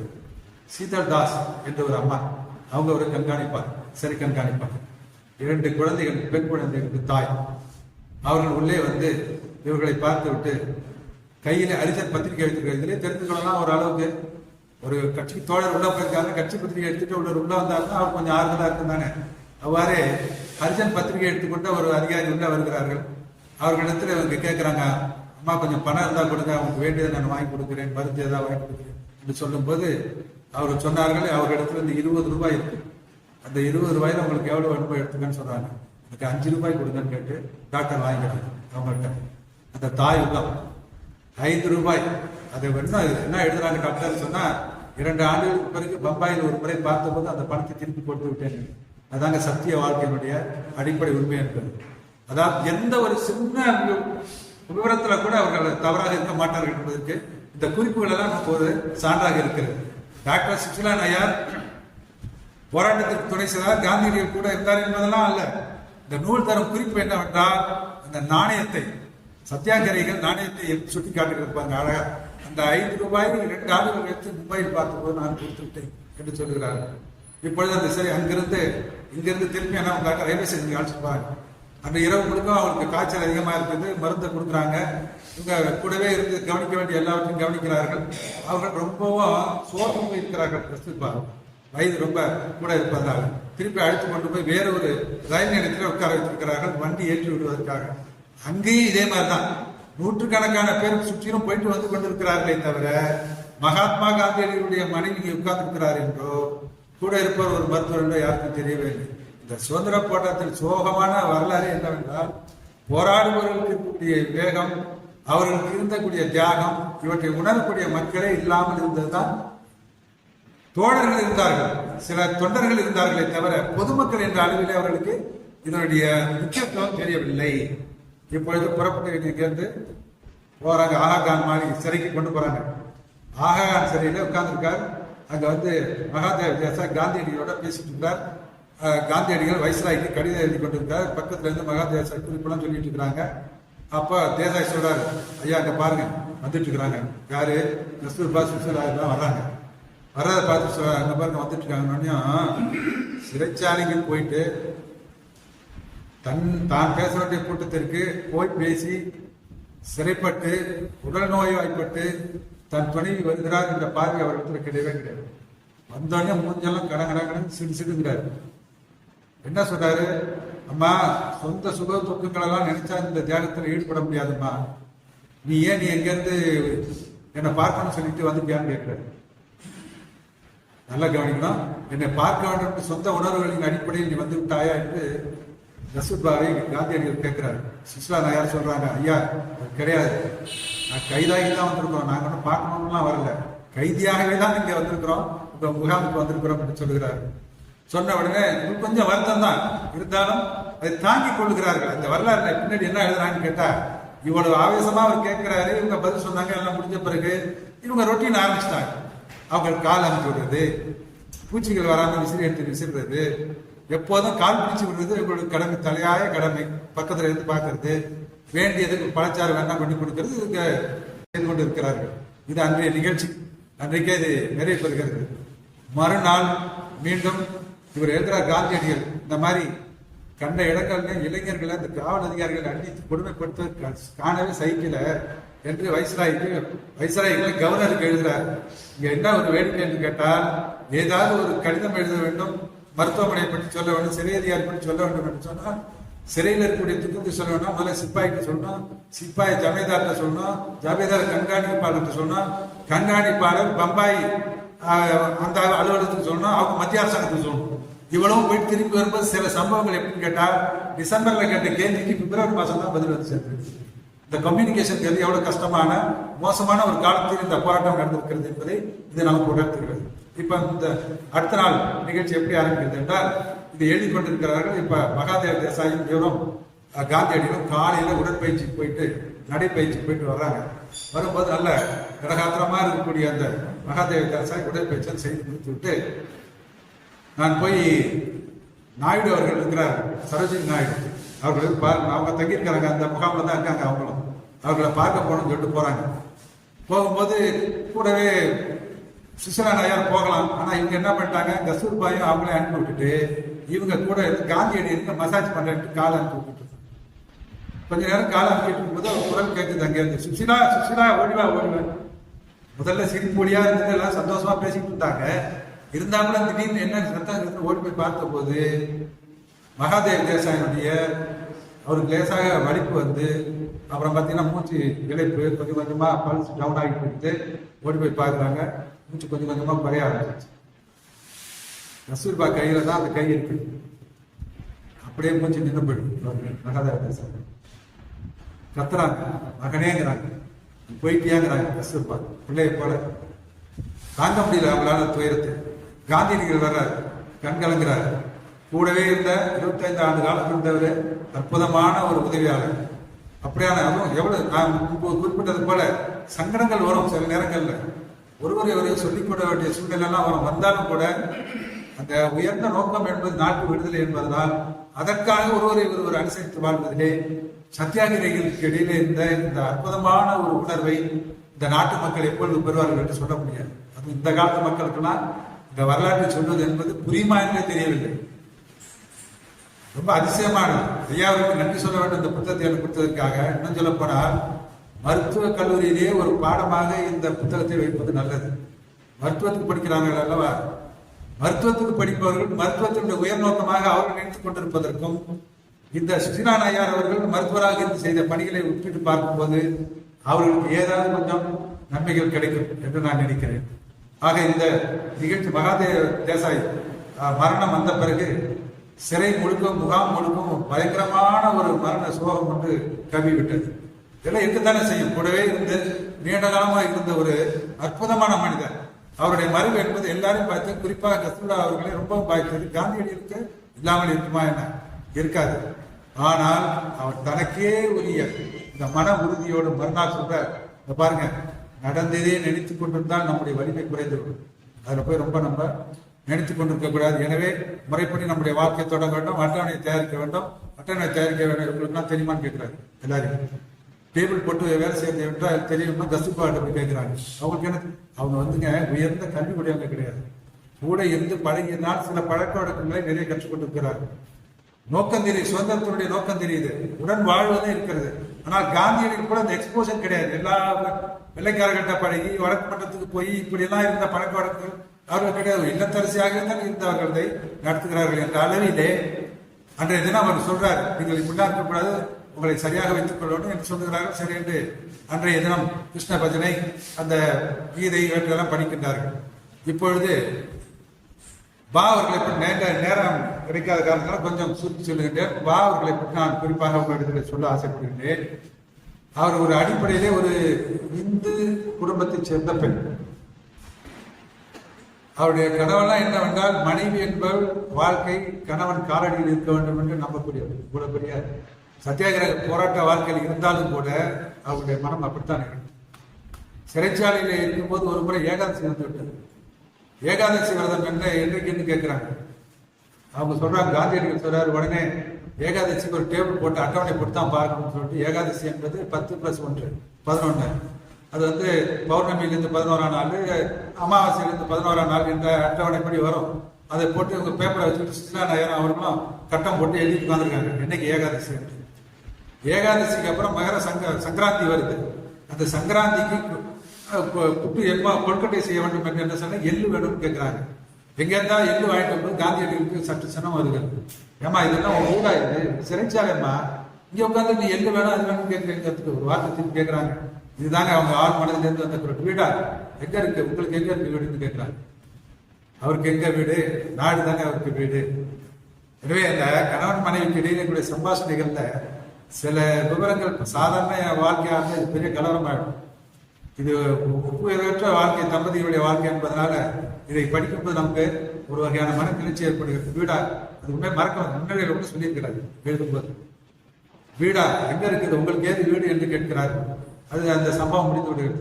ஆனால் இவர்களிடத்தில் என்ன பழக்கம் என்றால், பாவ இடத்துல அதாவது காந்தியடிகள் உண்ணாவிரத வாழ்க்கை கற்றுக் கொடுத்தாலும் பாவுடைய விரதங்கள் என்பது மிக அதிகம். எவற்றில் வேணாலும் சொல்ல பாருங்க. திங்கட்கிழமை விரதம், வெள்ளிக்கிழமை விரதம், ஒரு பௌர்ணமி விரதம், அமாவாசை அன்னைக்கு விரதம், இது இல்லாமல் நாள் கிழமைகள் வந்தால் விரதம். இப்படி ஏகப்பட்ட விரதங்கள் அவர்கள் இருந்து கொண்டே இருப்பது அவருடைய வழக்கம். இது காந்தியடிகளுக்கு ஒன்றும் சொல்ல முடியாது. ஏனென்றால் இது அவருடைய நம்பி. அவர் தான் சொன்னாங்க, நான் என்னுடைய பத்னி நான் இருந்துக்கிறேன். என்னுடைய அதே போல கீதையை படிப்பதும் ராமாயணத்தை படிப்பது ரொம்ப ஆர்வம் உள்ளவர்கள். கீதையை படிக்க சொல்லி அடிக்கடி தினமும் படிக்க சொல்லி கேட்டுக்கிட்டு இருப்பார்கள். சில நேரங்களில் சுசிலா நயார் அவர்கள் சொல்வார்கள், சில நேரத்தில் மற்றவர்களை படிக்க சொல்லி கேட்பார்கள். இந்த கீதையை படிப்பது ராமாயணம், துளசிதாருடைய ராமாயணம் ரொம்ப ரொம்ப பிடித்த கதை. அதுலேயும் ஒரு குறிப்பு என்னவென்றால், துளசிதாச ராமாயணம் மிக விரும்பி படித்தாலும் அதுல ஒரு கமெண்ட் கொடுக்குறாங்க ரசிகர்கள், ரொம்ப இன்ட்ரெஸ்டிங். அது கேட்கறதுக்கு என்ன சொல்றாங்க, என்ன ராமனுடைய அரண்மனையை வர்ணிக்கிறதுலையும் சீதையுடைய திருமணத்தை வர்ணிக்கிறதுலையும் அவன் காட்டுக்கிற கடற்கலான காட்சிகள் இதெல்லாம் நம்ப முடியாது இல்லையா, கற்பனை அதிகமா இருக்கிற மாதிரி இருக்குன்னு சொன்னதோட இருந்தா பரவாயில்ல. அதுல ஒரு கமெண்ட் கொடுக்குறாங்க, துளசிதாசருக்கு ரொம்ப நேரம் வந்திருக்கும் போல இருக்காதான் அதெல்லாம் உட்காந்து எழுதிக்கிறாங்க. அப்போ அவர்களை ஒரு விஷயத்தை பார்க்கும் போதே அதனுடைய இரண்டாவது பக்கத்தையும் பார்க்கக்கூடிய தன்மை அவர்களிடத்தில் இருந்திருக்கிறது. கூட இருக்கக்கூடிய காந்தியடிகள் கூட இருக்கக்கூடிய அவர்களிடத்திலே ஒன்றை பார்க்கும்போது அதனுடைய மறுபக்கத்தை பார்க்கக்கூடிய ஆற்றலும் இருந்திருக்கிறது என்று தெரிகிறது.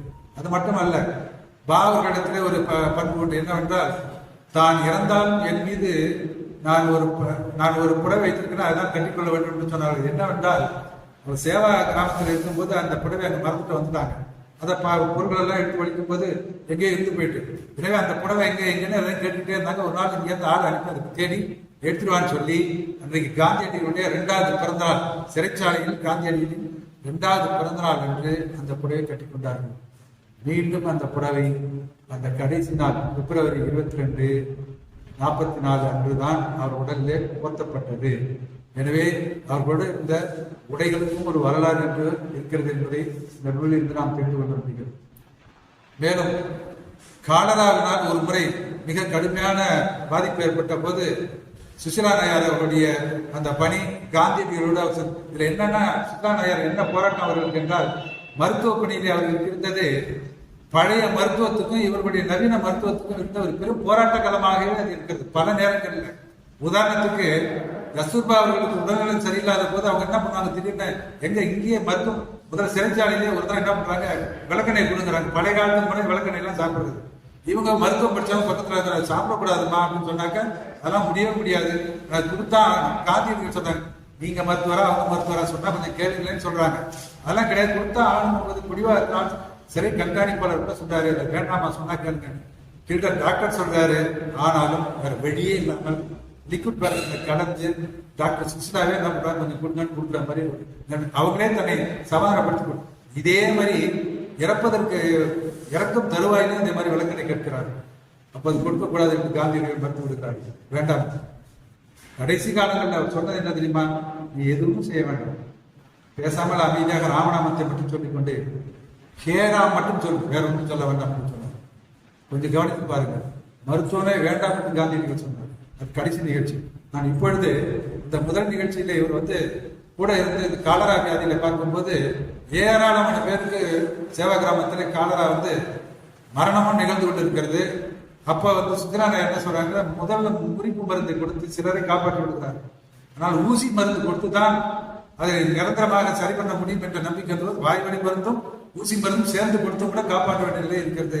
காந்தியடிகள் அதுக்கு பரவாயில்லை கொடுக்கல் என்று சொன்னார்கள். வேண்டாம் என்று சொல்லக்கூடிய அவரே பல நேரங்களில் இது வேண்டாம் என்று சொல்லக்கூடிய கொடுக்கல் என்று அந்த பெரும் சேவையினால் அவருடைய மதிப்பு, இந்த சுசிலா நயர் அவர்களுடைய மதிப்பு இந்த மருத்துவத்தில் மிக பரவியது. அதனாலே அந்த இடம் பிற்காலத்தில் ஒரு மிகப்பெரிய மருத்துவமனை வருவதற்கு காரணமாக இருந்தது என்று சொல்லலாம். அடுத்து அவர்களுடைய வாழ்க்கை முறையின் இறுதி கட்டம் என்று வருகிறது. அந்த இறுதி கட்டம் என்பது மனதிற்கு சங்கடமானதுதான். நான் முடிக்கும் போது அப்படி நான் பேச வேண்டாம் என்று நினைக்கிறேன். இருந்தாலும் ஒரு சில சம்பவங்களை சொல்ல ஆசைப்படுகிறேன்.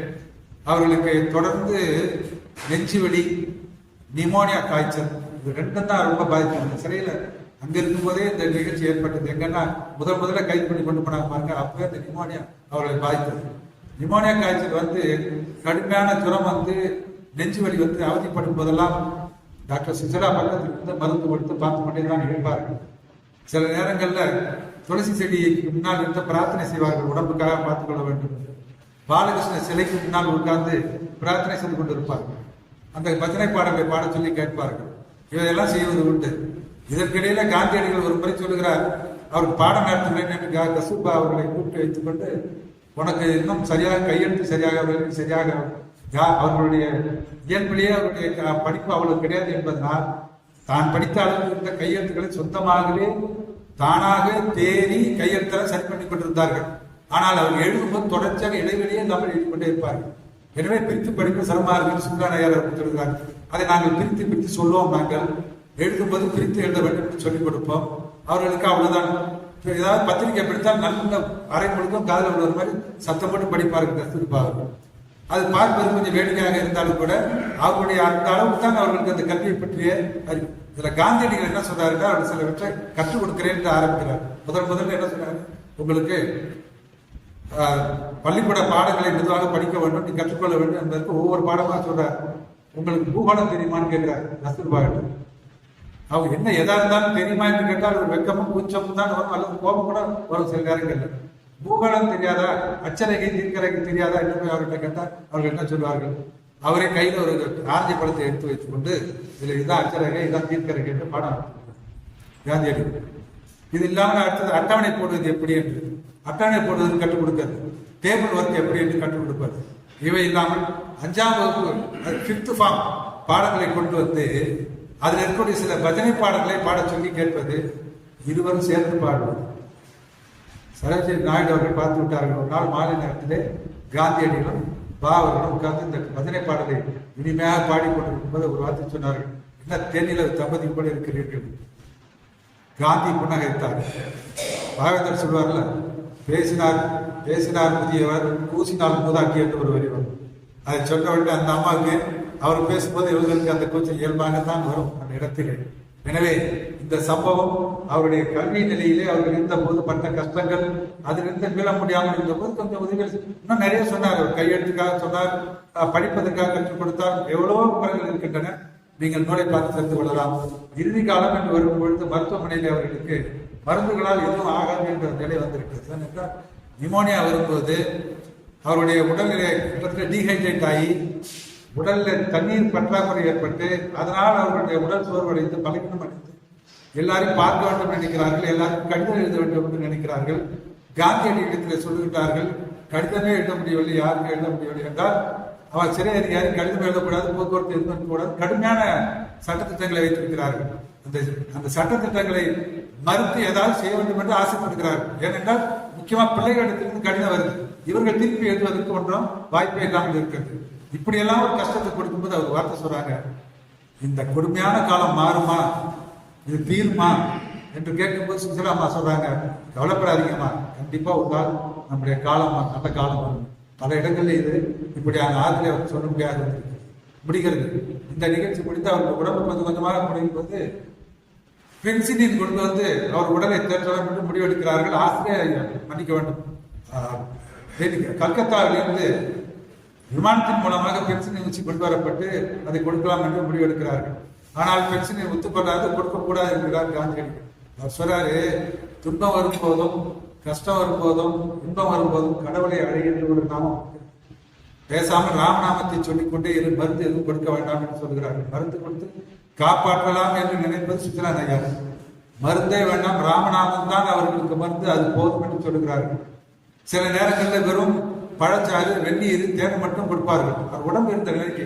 அப்படி கொடுக்கும்போது அது வந்து போதாதாக இருக்குன்னு சொல்லும் போது காந்தி சொல்றாரு, என் பிள்ளைகளுக்கெல்லாம் நான் கொடுத்திருக்கிறேன். சில நேரங்களில் இவர்களுடைய பிடிவாதம், இந்த போராட்டம் மருத்துவத்திலே இது தலை தூக்குகிறது. அதெல்லாம் நான் அந்த காலத்துல பிள்ளைகளுக்கு கொடுத்திருக்கிறேன், சரியா தானே போயிடுச்சு, ஏன் இப்ப சரியா போகாத, வேற மருந்துகள்லாம் வேலை செய்யாது. கிட்டத்தட்ட அவர்கள் கதை முடிய போகிறது என்ற கோணத்திலேயே அதை கொஞ்சம் கொஞ்சமாக நடத்துகிறார்கள். நிலைமை அப்படித்தான். மருத்துவருடைய ஆலோசனைப்படி முதல் 2 நாள் 3 நாள்லாம் அவங்க நிலைமை ரொம்ப கவலைக்கிடமாக இருக்கிறது. பெரிய பிள்ளை வருகிறார், பெரிய பிள்ளை வந்து பார்க்கிறார், முழு போதையில இருக்கிறார், வந்து பார்த்துட்டு போனார். இந்த கொடுமை எங்க போய் சொல்றது, அன்னையை பார்க்க அந்த முதல் பிள்ளை போதையில வந்துட்டு போகிறார். ஆனாலும் அந்த தாயிட மனம் பிள்ளை வந்து போகிறது ஒரு நாள் தானே அவங்க பர்மிஷன் கொடுத்தீங்க. மற்றவனுக்கெல்லாம் தேவதாசுக்கெல்லாம் நிறைய நாள் பர்மிஷன் கொடுக்குறீங்க, இவருக்கு ஒரே ஒரு நாள் தான் கொடுக்குறீங்க என்று ஏற்கப்படுகிறார். வேற பிள்ளைகள் வருகிறார்.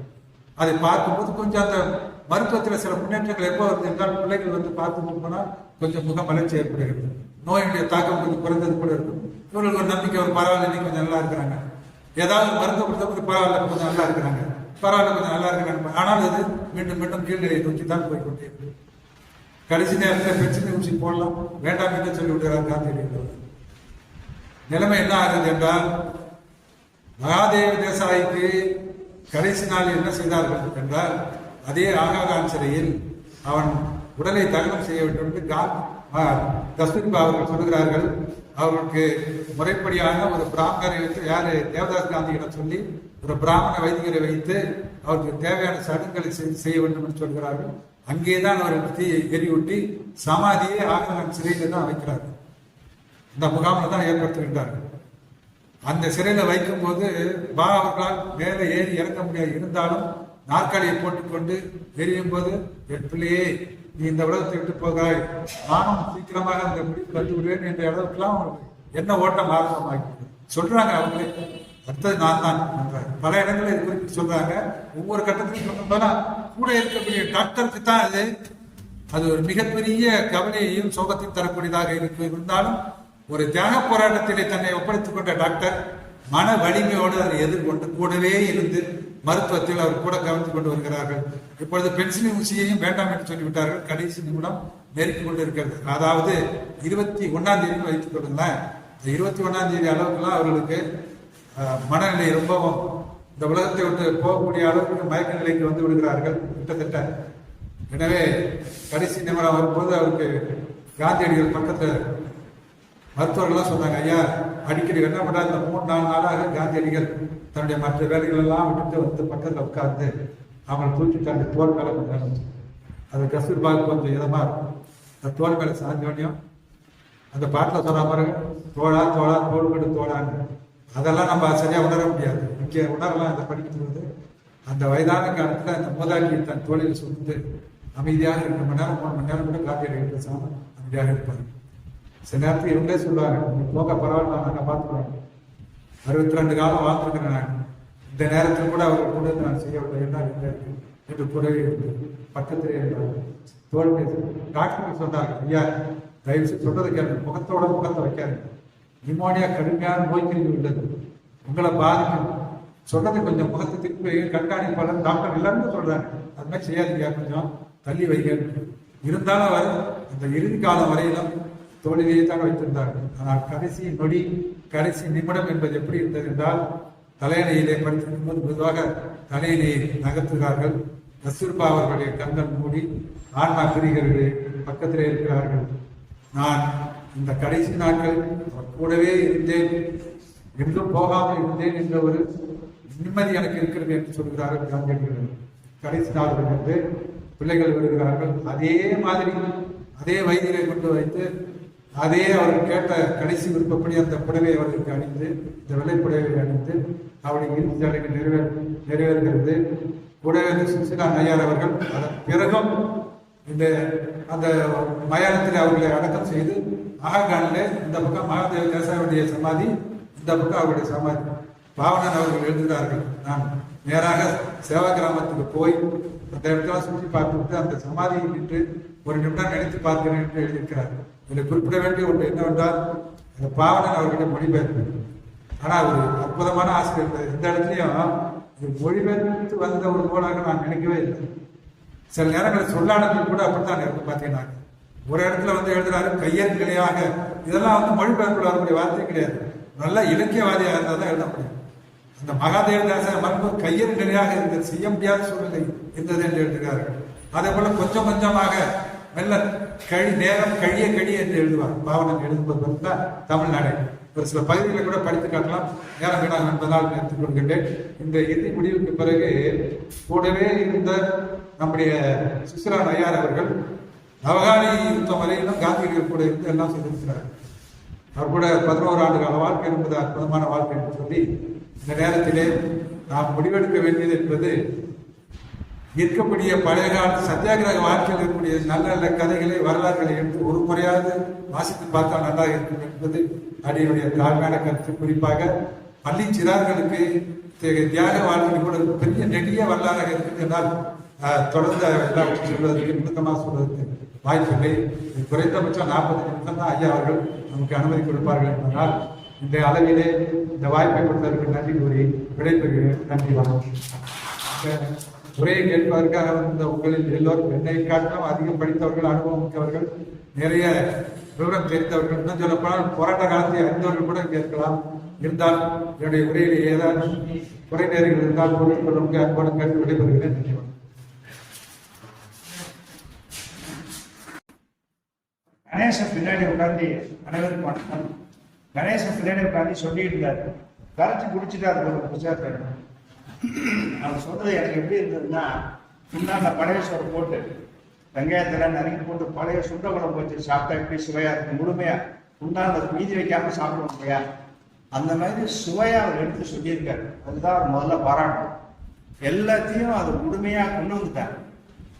எங்கேயாவது பாய் கஸ்தூரி பாயின்னு மறந்தாலும் சொல்லுவாரான்னு பார்த்தேன். பல பேர் தவறாத கஸ்தூரி பாயின்றாங்க. அவங்க பேர் கஸ்தூர் பா, அவ்வளவுதான். நல்லா தெளிவா சொன்னாங்க. இந்த நூறு சம்பந்தமா ஒரு சில விஷயங்கள் சொல்றதுக்காக தான் நான் வந்தேன். இது முதல்ல ஹிந்தியில எழுதியிருந்தாங்க நம்ம சுசீலன் ஐயா, திரு ஆங்கிலத்துல மொழிபெயர்ந்தாங்க. இந்த நூலுக்கு இந்த கஸ்தூர்பா கிடைச்ச ஒரு பெரிய பெருமை என்னன்னா, காந்தியடிகளால் படிக்கப்பட்ட இந்த நினைவு குறிப்புகள். காந்தியடிகள் ஆங்கில அந்த மொழிபெயர்ப்பை படித்திருக்கிறார். எப்போதுன்னா அவர் இறக்கிறதுக்கு சில நாட்களுக்கு மட்டும் 48 ஜனவரியில தான் காந்தி அதை வாங்கி படிக்கிறார். சுசீலன் ஐயார கஸ்தூர்பா பத்தி எழுத சொன்னது காந்தி தான். இது கூடவே இருந்த அந்த மாதிரி என் கூட இருந்து பட்ட கஷ்டம் இருக்கு, அதை எழுதுன்னு சொன்னதே காந்தி தான். இதுல கஸ்தூர்பா விட சொல்றதை விட சுசீலன் ஐயாரை பத்தி ஒரு சில வரிகள் சொல்லணும். இந்த அம்மா வந்து ஒரு டாக்டர், 2001 வரைக்கும் உயிரோட இருந்தார். காந்தியுடைய பர்சனல் டாக்டர் அவங்க தான். இதுல ஒரு சுவாரஸ்யம் என்னன்னா, பல பேருக்கு பியாரிலால் வந்து இவங்க கூட பிறந்தவங்கன்னு தெரியாது. பியாரிலால் காந்தி கூடவே இருந்தார். பியாரிலால் நையார் சுஷீலா நையாருடைய உடன் பிறந்த சகோதரர். அவரு தான் முதல்ல காந்திகிட்ட போறார். இது என்ன வேடிக்கைன்னா, நம்ம தம்பி முன்னாடியே போயிட்டான், அவர் இருக்கானே, எப்படியாவது போய் கூட்டிட்டு வரலாமா நினைச்சுக்கிட்டு இவங்க போனவங்க தான். இந்த சூரியனை சுற்றி இருக்க கிரகம் மாதிரி காந்தியோட ஈர்ப்பு சக்தியில இவங்களும் அங்கேயே தங்கிட்டான். இதுதான் காந்தியுடைய இயல்பு. கூட பிறகுன்னா எடுத்து கூட வச்சுக்கிறது. இந்த அம்மா எழுதுனது. அவங்கள பற்றி கூடுதலா 2 செய்தி நையாரை பொறுத்த வரைக்கும், அவர் தலை சிறந்த டாக்டர் மட்டுமில்ல, டெல்லி யூனியன் கவர்மெண்ட்ல 3 ஆண்டுகள் அமைச்சராக இருந்தவங்க சுசீலன் ஐயார். இது பலர் அறியாத விஷயம். இன்னும் கூடுதலாக ஒரு தகவல், பாராளுமன்ற உறுப்பினராக இருந்தவங்க. 62, 65, 67 அந்த காலகட்டத்தில் ஒரு 3 ஆண்டுகள் இந்தியாவினுடைய சுகாதாரத்துறை அமைச்சராக இருந்தவங்க சுசீலன் ஐயார். காந்தியை சொல்லிட்டு கஸ்தூர்பா எப்படி இருந்தாங்களோ அதே போல இந்த அம்மாவும் சகிச்சுக்கிட்டு தான் இருந்தாங்க. சிறையில் இருந்தபோது சிறை கைதிகளுக்கு பொங்கலுக்கும் போது லட்டு செஞ்சு கொடுக்கணும்னு கஸ்தூர்பா சொல்றாங்க. காந்தி சொல்றாரு, உனக்கு என்ன வேற வேலை இல்லையா, நீ இருக்கிறது சிறைச்சாலை, சிறைச்சாலையில போய் சிறை கைதிகள் லட்டு செஞ்சு கொடுக்கணும், லட்டு வாங்குறது எங்க போவ, காசு எங்க போவ அப்படின்னு சொல்றதை விட்டு தான் காந்தி தப்பிச்சிருப்பார். நம்ம வழக்கமா எதையாவது விட்டுட்டு தான் வீட்டுல வாங்கி கட்டிக்குவோம். என்ன பண்ணாரு, நம்ம வீட்டுல போய் செஞ்சுக்கலான்னு அந்த அம்மாவுக்கு வந்தது, உனக்கு எங்கேயா வீடு இருக்குன்னு கேட்டேன். அவர் காந்தி வீடு கிடையாது, வீடே இல்லை. இந்த வீடெல்லாம் இங்கே போச்சு. அப்படி போர்பந்தர் சமஸ்தானருடைய மருமகளா போனவங்க தான் கஸ்தூர்பா. எல்லாத்தையும் எடுத்து அவரோட அவர் எப்படி பரதேசியா தெரிஞ்சாரோ அது கூட தெரிஞ்சாங்க. இந்த நூலை பதிப்பிச்சவங்க சென்னையை சேர்ந்த சந்தியா பதிப்பகத்தார். தரமான நூல்களை பதிப்பாங்க. அவங்க பதிப்பிச்சதுதான் அது. தலை சிறந்த நூல்களை அவங்க பதிப்பிச்சிருக்காங்க. அவங்ககிட்ட கேட்ட அந்த மாதிரி புத்தகம் வேணும்னு ஒரு 6 புத்தகத்தை மிக குறைந்த விலையில அவங்க சிலரோட அனுப்பிச்சு வச்சாங்க. அந்த புத்தகம் தான் இது. இந்த பாவனனை பத்தி ஐயா குறிப்பிட்டாங்க. பாவனுடைய மொழிபெயர்ப்பு திறனுங்கிறது ரொம்ப போற்றத்தக்கது. தமிழ்ல மற்ற மொழி நூல்கள், ஆங்கிலமோ இல்ல வேற மொழியில இருக்கிற நூல்களை தமிழ்ல மொழிபெயர்க்கும் போது தமிழ்ல எழுதப்பட்ட நூல் மாறிய சரளமான எளிய நடையில மொழிபெயர்க்கிறது தான் பாவனனுடைய இயல்பு. ஒரு இயற்பெயர் பாஸ்கர், விழுப்புரம் வளவனூர்ல பிறந்தவர் 1958, 69 வயசு நிறைவடையுது. அவருடைய மொழிபெயர்ப்பு திறனை பாராட்டி தமிழக அரசு கடந்த ஆண்டு அவருக்கு ஒரு வீடு ஒதுக்கி இருக்கிறது. அந்த வீடு தஞ்சாவூர்ல இருக்கு. பாவனன் அவருடைய இயற்பெயர் பாஸ்கர். ஒரு நல்ல எழுத்தாளர், தலை சிறந்த எழுத்தாளர், காந்திய சிந்தனையாளர். நிறைய சமூக சிந்தனை, காந்திய சிந்தனை நிறைய நூல்கள் எழுதியிருக்காங்க. அத்தனையும் உங்க சந்தியா தான் போட்டிருக்காங்க. சந்தியா பதிப்பதுக்கு நமக்கு நன்றி. ரொம்ப உடனே அவங்க சிறனை அனுப்பிச்சு வச்சாங்க. மிக குறைந்த விலைங்க, எதிர்பார்க்கவே இல்லை. இது ஒன்று. அடுத்தது பாவண்ணனை பொறுத்த வரைக்கும் இது போல தொடர்ந்து புத்தகங்களை மொழிபெயர்த்து எழுதிக்கிட்டே இருக்காரு. அதுதான் ரொம்ப முக்கியமான விஷயம். அவர் தொடர்ந்து இது போல தலை சிறந்த நூல்கள்லாம் அவர் மொழிபெயர்த்து எழுதிக்கிட்டு இருக்காரு. பியாரிலாலை பத்தி சொன்னோம். சுசிலா நையாரோட சகோதரர். பியாரிலாலும் சுசிலா நையார் மாதிரியே காந்தி கூடவே இருந்து அவருடைய எல்லா விதமான அவருடைய செயல்களுக்கும் ஆக்கமும் ஊக்கமாக இருந்தவர் பியாரிலால். இவங்களுடைய தம்பி. கிட்டத்தட்ட எல்லாருமே 80 வயசுக்கு மேல 2 பேருமே உயிரிழ இருந்தாங்க. பியாரிலாலை பத்தி குறிப்பிட்டு சொல்ல வேண்டிய ஒரு விஷயம், சுசிலாவுடைய சகோதரர். ஏன்னா அவன் சகோதரன் எவ்வளவு திறமையானவர்கள். இங்க பூனா ஒப்பந்தத்தை பத்தி நிறைய பேர் கேள்விப்பட்டிருக்கோம். அம்பேத்கர் காந்தி பூனா ஒப்பந்தம் 32, அதை பத்தி நிறைய விமர்சனங்கள் இருக்கும். இந்த பூனா ஒப்பந்தத்துக்கு முன்னாலும் பின்னாலும் நடந்த விஷயங்களை காந்தியடிகள் உண்ணாவிரதம் இருந்ததை எடுத்துக்கொண்டு ஒரு நடுநிலைமையான நோக்கத்தில் உன்னத நோன்பு என்ற ஒரு மொழிபெயர்த்த நூலை தர்மராஜ் என்பவர் தமிழில் மொழிபெயர்த்திருக்கிறார். அந்த நூல் பியாரிலால் எழுதியது. மிக அருமையான நூல். நடுநிலைமையோடு எழுதியிருந்தார். கூட நடந்ததெல்லாம் என்னங்கெல்லாம் எழுதியிருக்கார். ஏன்னா சுசிலா நையரோட குடும்பம் அப்பேற்பட்ட குடும்பம். அவர் தான் காந்தி கூட இருந்து எல்லாம் பண்ணார். PC ராய் மிகப்பெரிய மருத்துவர். சுசிலா நையார் முடியாத போது PC ராய் வந்து காந்தி வைத்தியம் பார்த்தார். இப்படியெல்லாம் காந்தியுடைய வாழ்க்கையில சுவாரஸ்யமான விஷயங்கள் நிறைய இருக்கு. ஐயாவுக்கு மீண்டும் நன்றி. நிறைய பேர் வந்திருந்தீங்க. இன்னைக்கு ஞாயிற்றுக்கிழமை வச்சிருக்கீங்க. இன்னைக்கு சிறப்பு நாள், அவருடைய நினைவு நாள். தில்லையாடி வள்ளியம்மையுடைய பிறந்த நாளும் பிப்ரவரி 22 தான். நினைவு நாளும் பிப்ரவரி 22 தான். அந்த 15 வயசு பெண் காந்தி எப்படி இருக்காரோ அதே போல கஸ்தூர்பாயும் மனைவியாக இருந்து காந்தியினுடைய நண்பராக மாறியவர். ஏன்னா 2 பேரும் காந்திக்கும் கஸ்தூர்பாவுக்கும் ஒரே வயசு தான். ஒரே வயசு தான். இன்னும் சொல்ல போனா காந்தியோட கஸ்தூர்பாவுக்கும் 6 மாதம் என்னமோ வயது கூட. 37 வயதுல 2 பேரும் பிரம்மச்சரியா இருந்தாங்க. கடைசி வரைக்கும் பிரம்மச்சரியா நண்பர்களா இருந்தாங்க. ஒரு பழமைவாத சிந்தனையோட போன கஸ்தூர்பா காந்தியோட இருந்து அவரோட கரைந்து தன்னுடைய வாழ்க்கையை நடத்தி கொண்டவர். அவர் பற்றிய நூல் மிக சிறப்பாக அவர் எழுதி அதை வெளியிட்டிருக்கிறார்கள். இந்த நூலை எப்பொழுதும் மிக சிறப்பாக, எந்த நூலை அறிமுகப்படுத்தினாலும் அந்த நிகழ்ச்சியை மிக சிறப்பாக ஒளிப்பதிவு செய்து வருகிற நம் மரியாதைக்குரிய மக்கள் சிந்தனை பேருடைய பொதுக்குழு உறுப்பினர்களுக்கு இந்த நூலின் பிரதியை நம்முடைய தனியூர் மாணவர்கள் பொதுக்குழு உறுப்பினர் அளிப்பார். மிக்க நன்றி. இந்த கூட்டத்திற்கு இங்கிருந்து பாவனன் ஐயாவுடைய மொழிபெயர்ப்பு மிகவும் நல்லா, நான் புத்தகம் படிச்சு பார்த்தேன், நல்லா இருந்தது. இந்த மொழிபெயர்ப்பு வந்து மொழிபெயர்ப்பு மாதிரியே இருக்காது. கிட்டத்தட்ட தமிழ் எழுதுவார் ஐயா சொன்ன தமிழ் எழுதுவார் மிக சிறப்பாக தன்னுடைய அந்த புத்தகத்தோட என்ன உள்ளடக்கமோ அது வந்து கரெக்டாக சொல்லி இப்போ வந்து ஈர்த்த விஷயம் எல்லாமே நல்ல விஷயம்தான். கூட்டத்துக்கு வந்திருந்து சிறப்பித்த அனைவருக்கும் மிக்க நன்றி.